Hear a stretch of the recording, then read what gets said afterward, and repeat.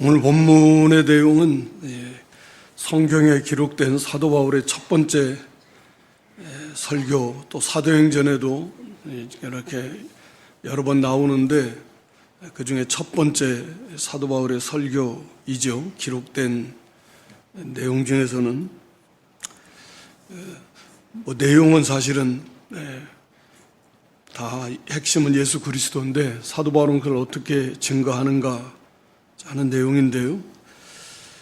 여기 비시디 안디옥에서 안식일에 유대인들이 회당에 모여서 율법과 선제들을 읽고 그리고 이제 또 그걸 해석해 주기도 하고, 그때 아마 이 바울과 바나바에 대해서 어느 정도 알았던 것 같고, 또 이들이 전하는, 그래서 일어나서 할 말이 있으면 백성을 권할 말이 있거든 말하라 하니 충분히 그럴 만한 자격이 있다, 이렇게 이제 안 것 같고요. 그때 이제 바울이 일어나서 전합니다.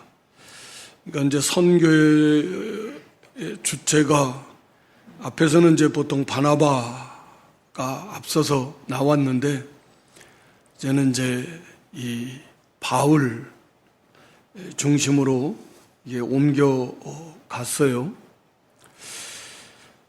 그래서 오늘 여기 16절에도 바울이 일어나서 손짓하며 말하되, 손짓을 어떤 손짓을 했는지는 모르겠는데, 하여튼 손짓에서 이제 복음을 전하기 시작했습니다. 이스라엘 사람들과 하나님을 경외하는 사람들아 들어라. 여기에는 이스라엘 사람들 혈통적으로 밑에 가서는 아브라함의 후손이다 26절에 그러죠. 그리고 또 역시 26절에서 하나님을 경외하는 사람들이다 이렇게 말씀합니다.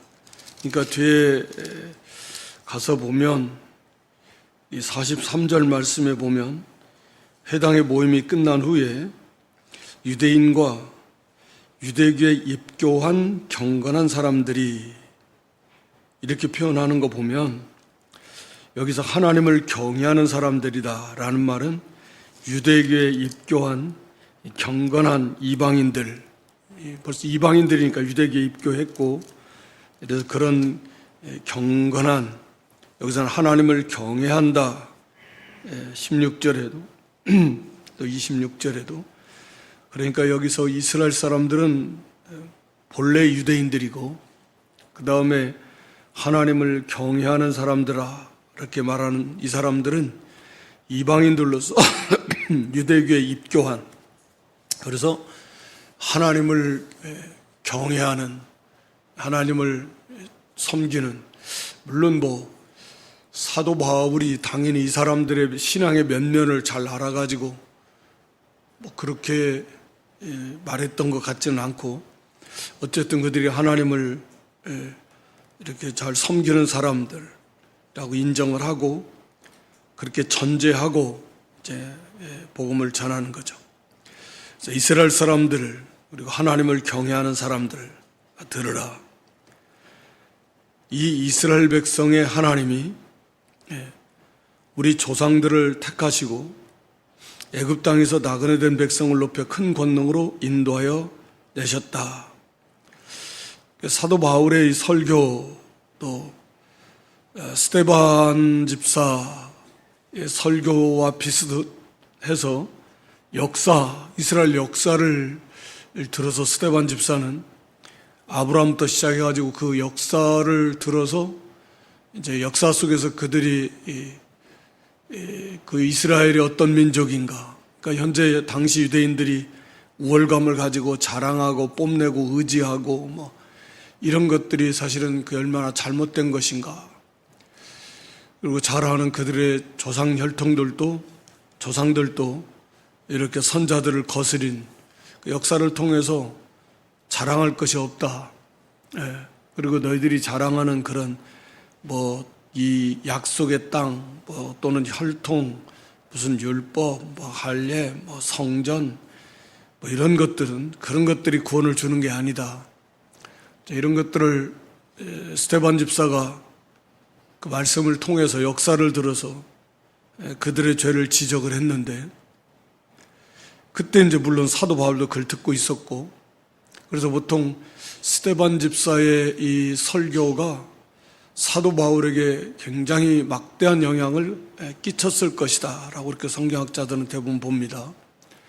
그래서 이 사도 바울 자기도 모르게 이제 그런 스데반 집사의 영향을 많이 받았고, 그리고 이제 그 스데반 집사처럼 사도 바울도 이스라엘 역사를 들어서 이 복음을 전합니다. 그런데 이제 여기는 간단하게 아브라함 뭐 이건 다 건너뛰고 여기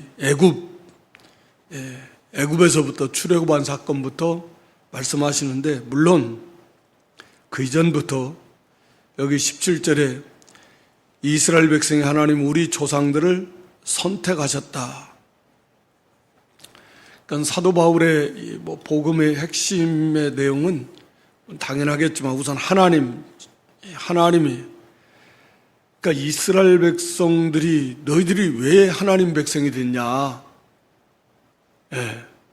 하나님이 선택하셨기 때문이다. 그러니까 뭐 자기들이 뭐 잘난 것도 없고 자랑할 것도 없고 뭐 그럴 만한 존재가 아니라는 거예요. 하나님께서 그냥 절대 주권을 가지시고 하나님께서 그냥 선택하셨다. 우리가 잘 아는 대로 그러니까 하나님의 주권이에요. 그저 하나님의 100% 하나님의 전적인 은혜입니다. 그래서 선택이에요. 이게 구원받는 성도들에게 이게 복음입니다. 에베소 1장에서도 말하고 있듯이 창세전에 그리스도 안에서를 선택하셨다. 하나님 선택 안 하셨어도 돼요. 하나님께서 다른 민족 선택하셨어도 돼요. 그러니까 이 구원은 하나님께로부터 시작이 됐고, 하나님의 절대 주권이요, 그리고 하나님의 전적인 은혜로 하나님께서 선택하셨다라고 하는 것을 먼저 말씀해요. 그러니까 알파 오메가입니다. 시작도 하나님이요, 끝도 완성도 하나님이십니다. 과정도 하나님이시고 하나님 다 하십니다. 그래서 오직 하나님께 감사와 영광을 돌릴 것밖에 없어요. 선택하셨으니까. 선택 안 하셔도 되는데, 뭐 다른 민족 선택해도 되고, 뭐 인류 싹 쓸어버리시고 새로운 인류를 만드셔도 되고, 뭐 하나님께서 뭐 하기로 하시면 뭐 뭘 못 하시겠습니까? 하나님께서 이스라엘의 조상들을, 우리 조상들 선택하셨다. 본인도 이제 이스라엘 사람이다라고 하는 걸 이제 말하는 거죠. 그리고 애굽 땅에서 나그네 된 그 백성을 높여서 큰 권능으로 인도하여 내셨다. 지금 이 사람들은 뭐 유대인들이고 또 유대교에 입교한 이방인들이기 때문에 기본적으로 유대 역사 너무나 잘 알고 있습니다. 그러니까 하나님께서 아브라함에게 주신 그 약속 또 너무나 잘 알고 있고, 그래서 밑에 가서는 아브라함의 후손과 26절에 또 그렇게 표현해요. 그러니까 여기 하나님께서 애굽 땅에서 나그네 된 그 백성, 그래서 그 백성이다. 그러니까 하나님께서, 우리가 창세기 15장에 보면 아브라함에게 하나님께서 말씀하시면서 네 자손이 그 이방 땅에 가서 400년 동안 거기 있어야 된다 그랬잖아요. 그 후에 돌아올 것이다. 그래서 아직 이 땅이 아모리 족속의 죄악이 관영하지 않은 것이고, 어쨌든 하나님께서 4대 만에 약 400년 동안 이방 땅에 가서 거기서 있어야 되고, 그리고 그때 그들을 이렇게 하나님이 이 약속의 땅으로 인도해 주시고 아브라함의 약속하신 이 땅을 후손에게 주시겠다. 1차적인 의미는 그런 의미잖아요. 그런 약속을 주셨습니다. 그러니까 이 사도 바울의 이 말씀 복음 속에는 하나님이 선택하셨고, 그리고 애굽 땅으로 이제 그들을 결국 섭리 속에서 가게 하셨고, 그리고 약속하신 대로 이제 밑에 가서 450년이다 라고 이렇게 이제 표현하잖아요. 그러니까 애굽에서 400년, 광야 약 40년, 그리고 여호수아를 통한 이 가나안 정복 전쟁 10년, 그러니까 450년 되는 겁니다. 그러니까 하나님은 약속하신 대로 이제 애굽 땅에서 나그네 된 그 백성이요. 나그네 된 그 백성, 가장 약자들이 뭐냐면 고아와 과부와 나그네. 그렇잖아요. 고아와 과부와 나그네. 이 가장 당시에 약한 사람의 대표입니다. 나그네라고 했지만 뭐 그런 의미 속에서는 이제 이 자신들도, 지금 우리들도 나그네다. 이 땅에서 천성을 향해 가는, 뭐 그래서 그런 나그네라는 표현을 쓴 거죠. 종살이 했었는데, 그러니까 그렇게 약한 그 애굽에서 최강대국 중에 하나인 애굽에서 우리가 아는 대로 그렇게 종살이하고 나그네 된, 거기 400여 년 있었지만 나그네였다. 나그네라고 하는 것은 갈 곳이 있다라는 거예요. 돌아갈 본향이 있다. 그런 말이니까. 그런 이스라엘을 하나님께서 그 백성을 높이셨다. 그래서 큰 권능으로 인도하여 내셨다. 그러니까 이건 뭐냐면 하나님의 신실하심이십니다. 그러니까 하나님께서 약속하심을 반드시 이루시는, 말씀대로 반드시 성취하시는 하나님, 시작도 하나님이 하셨고, 또 그런 하나님께서 이 아브라함의 후손이 애굽의 이방에 가서 400년 동안 그 땅에 살다가 나오게 될 것이다. 그리고 이제 이 가나안 땅을 주시겠다.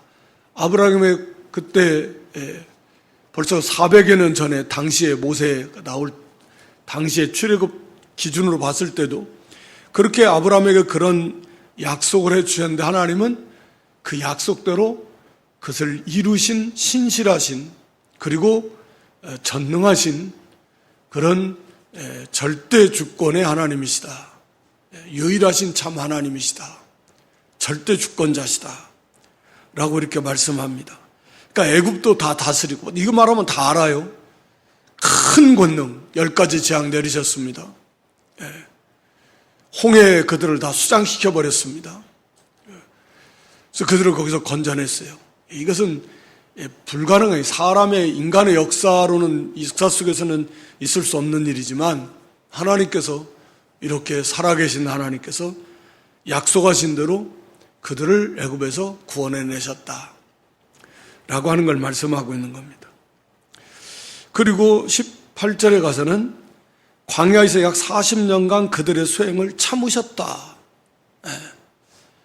40년간 그들의 수행을 참으셨어요.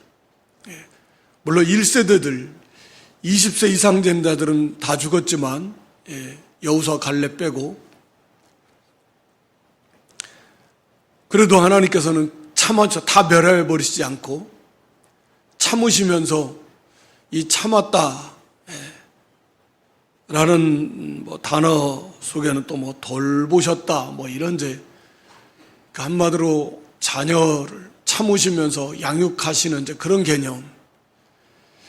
그러니까 이스라엘이 하는 소위로 봐서는 망해도 수십 번 망해야 당연한 건데도, 하나님은 하나님의 그 약속, 그 하나님의 구원 약속, 하나님 나라를 세우시겠다는 메시아에 대한 약속, 아브라함에게 주셨고 다윗에게 주셨는데, 구체적으로 그 약속을 하나님은 이루시기 위해서 또 한 번 선택하신 하나님의 백성들, 그렇게 잘못 나가지만 그래도 하나님은 말하자면 부모의 그런 사랑으로 그렇게 참으셨다, 그런 의미예요.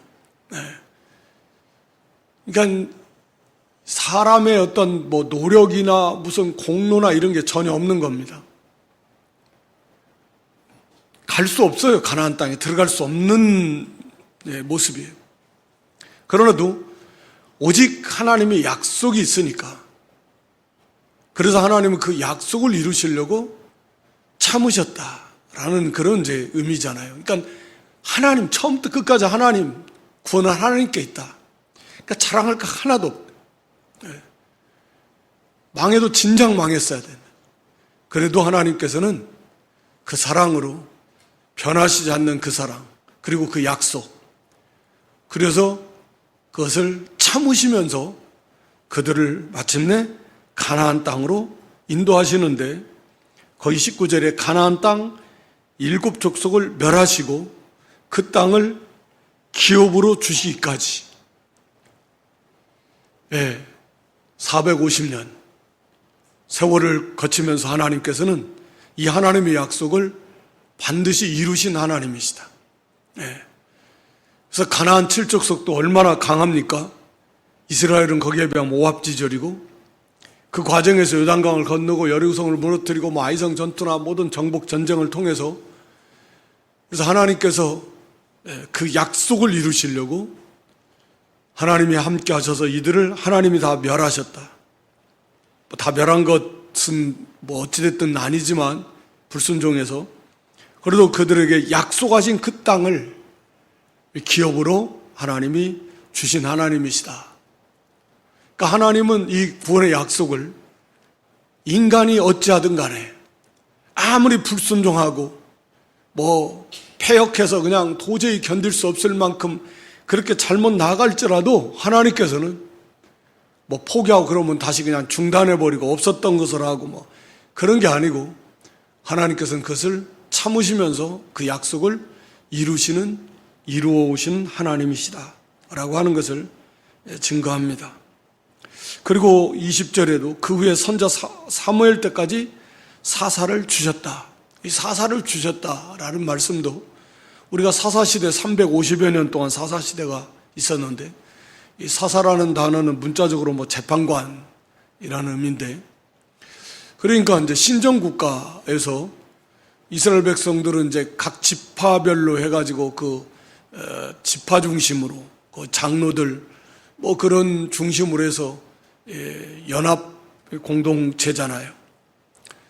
그런데 이제 그들이 하나님을 떠나고 불순종하고 온갖 죄악을 해가 우상을 섬기고 나가니까 하나님께서 징계하시고, 그래서 더 이상 견딜 수 없을 때 하나님 앞에 막 부르짖으면 회개하고, 그러면 하나님께서 사사를 주십니다.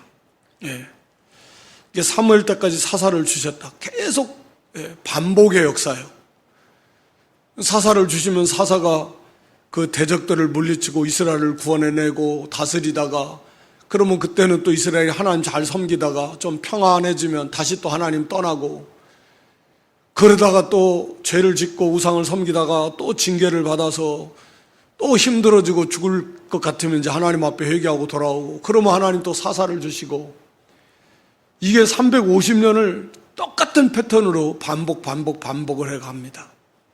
나아지지가 않아요. 그러니까 사무엘 때까지 사사를 주셨다. 하나님께서 그렇게 참으신 거예요. 그러면서 끝까지 사사를 보내주셔요. 정말 얼굴도 두껍다 할만하지만 하나님께서는 계속 보내주십니다. 회개하고 부르짖기만 하면 하나님은 사사를 주셨다는 거예요. 구원자를 주셨습니다. 그들을 다스릴 지도자를 보내주셨다는 거예요. 그런 의미입니다. 하나님께서는. 그래서 350년 정말 어떻게 보면 흑암의 시대라고 할 수도 있고 어둠의 시대예요. 그렇게 다 자기가 마음에 자기 옳은 대로 하고 싶은 대로 다 하는 자기 소견대로 옛날 중국으로 말하면 춘추 전국시대처럼 사사시대가 자기들이 다 왕이 돼가지고 말 안 들어요. 자기가 보기에 옳은 것 같으면, 자기의 유익이 될 것 같으면, 그냥 그렇게 하고 싶은 대로 다 해버려요. 그게 사사시대예요. 이거 얼마나 사사시대가 영적으로 어두웠겠습니까? 그래도 하나님께서는 사무엘 때까지 그렇게 끝까지 하나님은 참으시면서 그들을 징계하시고 깨닫게 하시고 회개하고 돌이키시면 또 사사를 보내주시고 이 역사를 하나님이 주관하시면서 이렇게 하셨다 그 말입니다. 이스라엘이 사실은 잘난 것이 없잖아요. 그 후에 그들이 왕을 구하거늘 하나님이 베냐민 집파 사람 기스의 아들 사울을 40년간 주셨다가 패하셨다. 왕을 구하는 것 자체가 죄라고 그랬습니다. 하나님이 왕이신데 인간 왕을 구한 거예요. 이방들처럼. 그게 너무 좋아 보였던 거죠. 그래서 우리도 이 다른 세상 나라처럼 왕이 있어서 자기들을 잘 지켜주고 인도할 만한 그 좋은 왕이 필요하다. 하나님이 왕이신데, 그래서 사무엘이 탄식했지만 하나님께서는 너를 버리니까 나를 버렸다. 그럼에도 불구하고 하나님께서는 사울 왕을 허락하심으로써 그들이 인간 왕을 구한 것이 얼마나 어리석은 것인가. 그리고 인간 왕으로 이렇게 그들이 기대했던 그런 참된 평화, 그 좋은 복이 없다라고 하는 것을 사실은 이제 깨우쳐 주시는 거죠. 사울을 그들에게 주셨지만 사실은 이들이 구한 동기 자체가, 목적 자체가, 중심 자체가 잘못된 것이지만 하나님께서는 그래도 그들을 요구를 들어주셨어요. 우리가 만나, 메추라기 같은 경우도 시편에서도 하나님 앞에 욕심을 부리면서 고기 없다고 울부짖고 만나먹만 먹고 어떻게 사냐, 못 살겠다, 힘이 없다, 그러지만 그럼에도 불구하고 하나님께서 그 요구를 들어주셨을지라도 그들의 영혼은 점점 더 빼빼하게 파리해져 갔다, 말라갔다라고 이렇게 말씀하고 있는데, 그런 것들이 사실 사울왕 같은 경우도 비슷한 케이스죠. 그래 너희들이 원하는 왕 그래 준다. 그러나 그로 인해서 오히려 나라가 더 혼란해지고 왕이 나중에는 거의 제정신이 아니고 왔다 갔다 하면서 나라가 얼마나 힘들어집니까? 그래서 그런 것들을 이제 가르쳐주고 깨닫게 해주시고 하나님은 그걸 통해서 이제 다윗 왕을 하나님이 세우십니다. 그래서 패하시고, 그러니까 왕을 세우시는 분도 하나님, 패하시는 분도 하나님, 모든 절대 주권이 하나님께 있다라고 하는 걸 말씀하고 있는 것입니다. 그래서 거기 다윗을 왕으로 세우시고 증언하여 이르시되 내가 이새의 아들 다윗을 만나니 내 마음에 맞는 사람이라 내 뜻을 다 이루리라 하셨다. 그러니까 이제 내가 이새의 아들 다윗을 만났다. 이 만났다라는 말은 찾으신다는 표현이에요. 물론 이건 이제 우리가 이해하기 쉽게, 와닿기 쉽게 하는 표현이에요. 하나님께서 뭘 찾아야 그러신 분이 아닙니다. 하나님께서 이미 창세전부터 다 예정해 놓으신, 그러나 이제 하나님의 그 마음, 하나님 이스라엘 향하는 그 마음을 이제 우리에게 좀 가르쳐 주시는 거죠. 그래서 하나님께서는 바로 그런 오실 그리스도를 모형적으로 나타낼 만한 그런 인물, 완전할 수가 없지만 당연히 그럼에도 부족함에도 불구하고 이제 그런 인물을 세우시기를 많이 원하셨다라고 하는 그런 이제 하나님의 마음을 우리에게 이제 보여주는 거죠. 그래서 이새의 아들 다윗을 만났다. 이 만났다라는 건 찾아서 두루두루 찾아가지고 그래서 찾아냈다. 그런 의미예요. 문자적인 의미는. 그러니까 그것은 하나님의 마음이 이 이스라엘을 바르게 인도하고 앞으로 이제 하나님이 예정해 놓으신 그 그리스도 참아들 예수 그리스도가 오시는데 그 예수 그리스도를 이렇게 나타낼 수 있는 모형적인 그런 존재를 세우시기를 하나님은 간절히 원하신 그런 이제 이스라엘을 향한 이스라엘 백성들을 향한 하나님의 그런 사랑과 그런 긍휼의 마음을 이렇게 보여주고 있는 것입니다. 그래서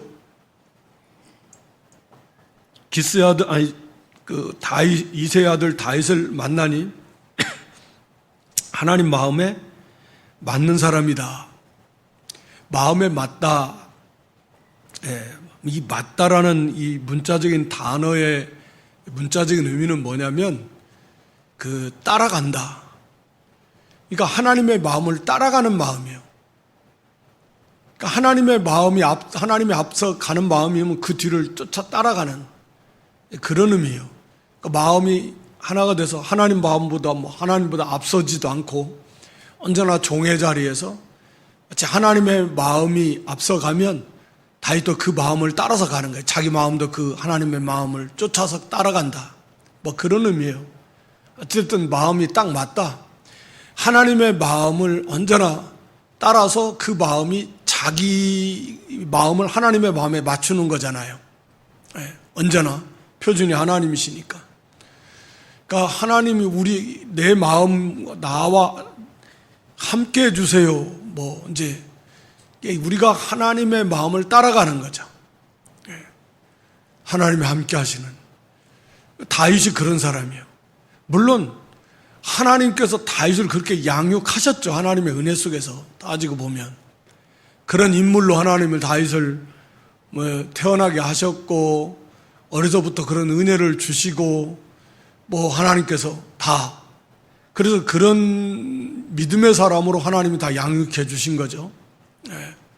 물론 다윗 편에서도 당연히 힘쓰고 애쓰는 거 당연히 있죠. 오늘 우리가 하나님을 힘쓰고 애쓰듯이 어쨌든 그래서 하나님 마음에 맞는 사람 이런 표현을 통해서 다윗을 못 만났으면 어쩔 뻔해. 이런 게 불가능해요. 하나님의 다 예정과 섭리 속에서 이루어지는 거니까. 그래서 이새의 아들 다윗의 마음은 하나님 마음과 합해서 늘 하나님의 마음을 따라가는 마음, 즉 하나님의 마음을 자기의 마음으로 삼고, 마음은 우리 사람 인격의 중심이니까 생각, 사상, 가치관 이게 다 마음의 영역에 포함되는 거 아닙니까? 그래서 심령을 새롭게 하라, 또 마음을 새롭게 하라, 그런 거에 다 같은 거예요. 다윗은 그런 사람이었다. 그래서 우리가 잘 아는 열왕기상 14장 8절에 보면 거기 다윗은 하나님 내 종이고 또 내 명령을 지켰고 전심 그 마음으로 형식이 아니라 하나님을 따르고 하나님 보시기에 정직한 일, 항상 정직하게 행했다. 이 다윗의 특징이요. 그래서 항상 종의 자리에서 언제나 하나님 명령을 지키고 전심으로 하나님을 따르고 하나님 보시기에 정직한, 그러니까 마음이 전심, 중심부터가 벌써 정직하고 그 중심이 하나님 보시기에 맞고 그리고 보시기에 정직한 일, 그 행하는 왕으로서 백성을 다스리는 일들, 해나가는 일들도 하나님 보시기에 정직했다. 이건 대단한 평가잖아요.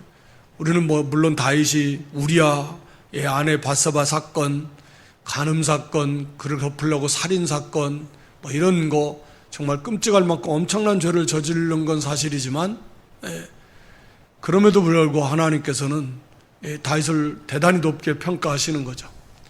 그의 전 삶을 통해서 또 다윗은 그런 잘못이 지적당했을 때 즉시로 회개하고 언제나 종의 자리에서, 이게 어려운 거예요.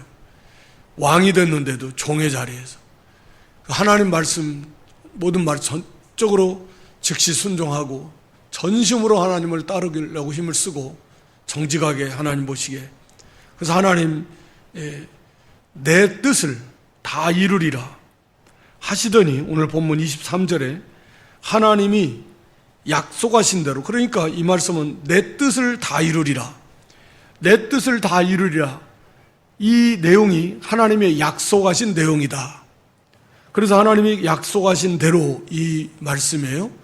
그래서 이 내용은 우리가 사무엘하 7장 8절로 16절 말씀에 보면 다이더냐이다. 그래서 사무엘하 7장 8절 16절에 쭉 내용이 나옵니다. 그래서 여기 다윗을 주권자로 삼았는데 9절 보면 여기 내 이름을 위대하게 만들어 주겠다. 또 10절 그래서 한 곳을 정해서 옮기지 않게 해주겠다. 그리고 11절에 하나님께서 너를 위해서 집을 지어주겠다. 그리고 12절에 13절에도 하나님께서 그 나라를, 그러니까 그 나라 다윗의 왕조와 그 나라를 견고하게 해주시겠다. 그리고 영원히 다윗의 왕위를 영원히 견고하게 해주시겠다. 라고 이런 말씀을 약속을 주셨어요. 16절에도 이제 이 은혜가 그러니까 영원히 보전이 되고 견고하게 하시겠다. 그래서 그는 내 아들이든 난 그 아버지가 되겠다. 뭐 이것은 우리가 잘 아는 대로 1차적으로는 뭐 솔로몬에게 1차적으로 뭐 성전 건축이라든가 이게 해당이 되지만 당연히 이것은 메시아에 대한 약속이 오늘 본문에서도 그 약속하신 대로 이게 하나님의 뜻을 다 이루리라. 내 뜻을 다 이루리라. 그러니까 하나님의 뜻을 다 이룬다. 핵심이 그러니까 결국 그리스도 메시아를 통해서 하나님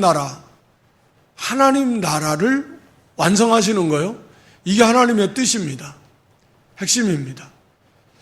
그러니까 하나님께서 이 세상을 창조하신 창조의 목적 자체가 하나님의 나라를 그리스도를 통해서 하나님의 나라를 세우시는 거예요. 이게 하나님의 뜻이에요. 이걸 다 이루시는 겁니다. 거기에 이제 선택받은 자들이 있고 하나님의 영광을 나타내고 하나님은 공의의 하나님을 나타내는 버림받은 자들, 선택받지 못한 자들이 있고 어쨌든 그걸 통해서 그리스도를 통해서 하나님은 하나님의 나라를 세우신다. 이게 하나님의 뜻이에요. 이게 전부입니다. 이게 핵심이에요. 이 세상에 대한. 우리는 너무 감사하게도 거기에 속해 있는 거고 우리가 하나님의 나라인데 주님의 나라, 주님의 몸, 주님의 교회. 이게 이제 이 세상이 뭐 대단히 복잡하고 돌아가는 게 다 알 수도 없을 만큼 복잡한 일들도 많고 그렇게 막 돌아가는 것 같지만 우리가 단순하게 보면 지금 하나님의 나라를 세우시는 과정에 있고 그래서 교회를 세우시고 복음을 전하고 양육하고 이것이 핵심입니다. 이게 끝나면 이 세상도 끝나요. 이게 가장 중요하다라고 하는 것입니다. 그래서 이제 여기까지 하나님의 전적인 은혜, 하나님의 그 오래 참으심의 은혜, 하나님의 양육하심의 은혜, 하나님의 신실하신 믿부신 은혜, 약속하신 대로 다 이루시는 그러니까 하나님께서 다 하셨다. 그리고 여기 다윗 이후에 있는 그 역사, 예를 들어 다윗의 아들 솔로몬부터 시작해가지고 북이스라엘 남유다 갈라지고 북이스라엘 마지막 왕 남유다 마지막 왕 망하고 바벨론으로 잡혀가고 돌아오고 그렇게 해서 말라기 시대를 거쳐서 예수님의 이르기까지 이 많은 시대가 다윗 시대가 다윗이 주전약 1000년 전 사람이라고 하면 사도 바울은 지금 1000년의 역사를 뛰어넘어 버려요. 한마디로 우리는 이제 대략은 다 알고 있는데 참 어둠의 역사라고 할 수 있어요. 그러니까 다윗의 정점, 솔로몬이 타락하기 전까지 그때까지 정점을 보이다가 그때부터 계속 내리막길이잖아요. 이스라엘의 역사는.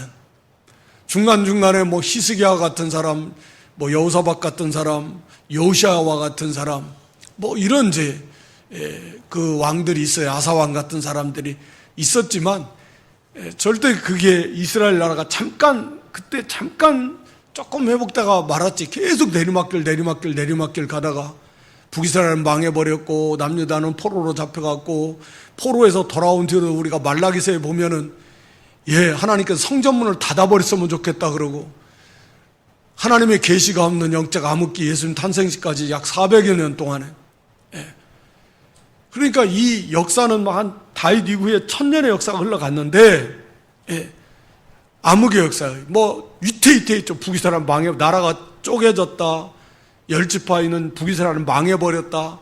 그나마 남유다도 바벨론 포로로 잡혀갔다 없어진 거나 다름없는데, 그런 역사, 천년의 역사 속에서 그렇게 패역하고 거스리고, 그래서 뭐 한쪽은 망하고 잡혀가고, 이런 중에서도 여기 사도 바울이 지금 표현하는 것, 사도 바울을 통해서 말씀하시는 건 뭐냐면 23절에 하나님이 약속하신 대로 이 사람의 후손에서, 다윗의 후손에서 이스라엘을 위하여 구주를 세우셨으니 곧 예수라. 그러니까 천년의 역사 속에서 막 베리벨 일이 다 일어났잖아요. 나라가 쪼개지고 망하고 포로로 잡혀가고 막 수도 없이 많은 전쟁 속에서 그런 역사가 흘러갔지만, 하나님께서는 그 약속대로, 하나님은 그 약속을 이루시는, 그 역사를 주관하시면서 하나님은 하나님 편에서, 핵심은 그 약속을 이루시는 하나님이시다 라고 이렇게 딱 요약을 해서 알기 쉽게 이렇게 말씀해 주고 있습니다.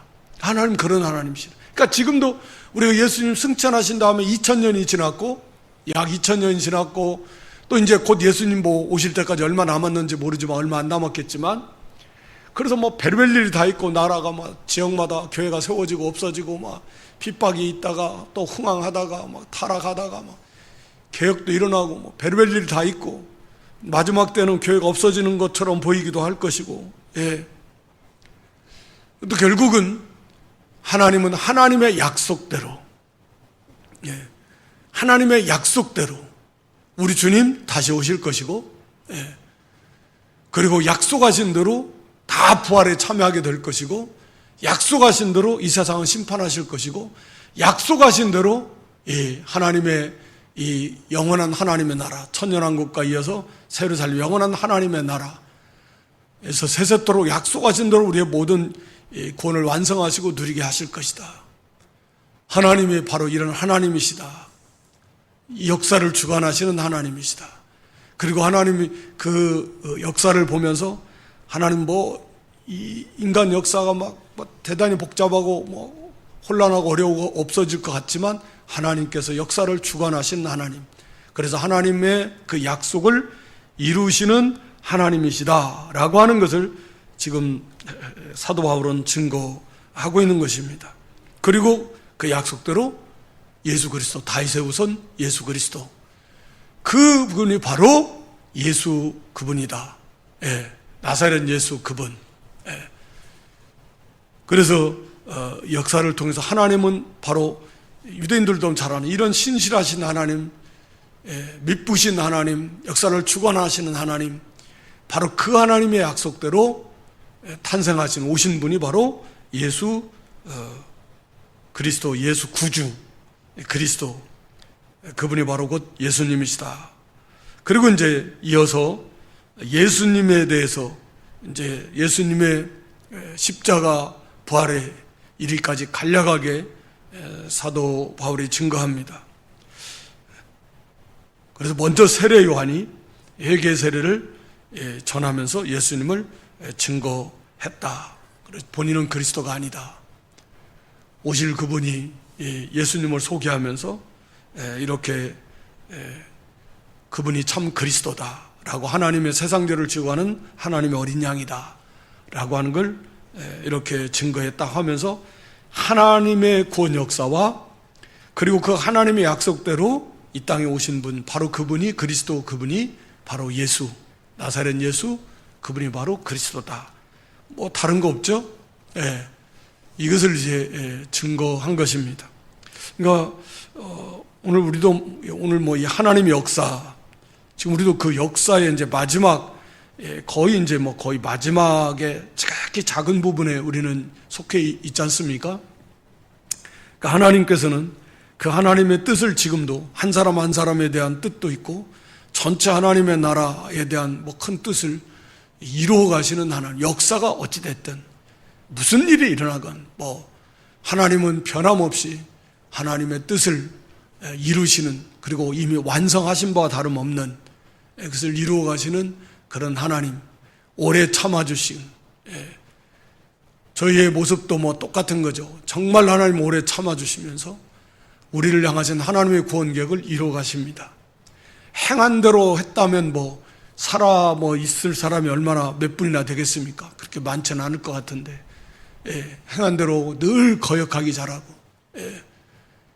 한두 번도 아니고, 20번도 아니고, 2년도 아니고, 그래도 하나님은 오래 참으시면서 우리를 향하신 하나님의 그 계획을 이루시는 신실하신, 자비하신, 그런 사랑이 무한하신 그런 하나님이시고, 또 반드시 약속대로 이루신다. 이미 다 이루셨고, 우리 주님 그래서 반드시 우리 주님 다시 오신다. 심판하신다. 우리 다 부활에 참여한다. 영광의 하나님의 나라, 이미 존재하고 있는 그 영광의, 하늘에 있는 영광의 나라가 이 땅에 임하게 될 것이다. 그 하늘과 새 땅에서 이제 해와 달과 별이 필요 없죠. 별은 밤이 해, 달이 필요 없는 것은 하나님의 영광의 광채가 비추기 때문이다. 그러니까 상상도 잘 안 가지만 얼마나 좋겠습니까? 그런 이제 하나님의 나라 우리가 바라보면서 모든 영광을 하나님께 돌리면서 우리를 향하신 하나님의 그 끊임없는 사랑, 오래 참으심, 긍휼, 은혜를 우리도 항상 기억하면서 우리도 좀 다윗처럼 그렇게 하나님을 좀 잘 섬기고, 이미 오셔서 부활하시고 영원한 우리의 대제사장 되신 그런 예수님을 우리도 따르는, 그 예수님을 좀 닮아가는 이런 그런 믿음들이 될 수 있기를 주님의 이름으로 축원합니다. 하나님 우리 아버지, 이전에게도 저희들 불러주시고 하나님의 말씀을 통해서 하나님의 그 놀라우신 은혜와 사랑, 무조건적인 그런 사랑으로 우리를 선택하시고 우리를 불러서 의롭다 하시고 영화롭게 하신 그 무한하신 사랑, 하나님 신실하시고 기쁘신 그 사랑, 역사를 통해서, 이스라엘 역사를 통해서 우리에게 다시 한번 일깨워 주시는 그 사랑을 감사합니다. 이 말씀을 우리의 삶에 적용시키면서 그 하나님의 사랑, 그 예수 그리스도의 그 사랑을 저희가 좀 더 깊이 깨닫게 하시고, 앞으로 남아있는 하나님의 약속의 말씀들을 저희가 견고하게, 확실하게 붙들고 믿음으로 바라보면서 기뻐하며 즐거워하며 인내하며 이 땅에서 우리의 삶을, 사명을 잘 감당하고 승리하는 저희의 믿음들이 될 수 있도록 하나님은 정을 베풀어 주시옵소서. 믿음을 더하여 주시옵소서. 예수님의 이름으로 기도드리옵나이다. 아멘.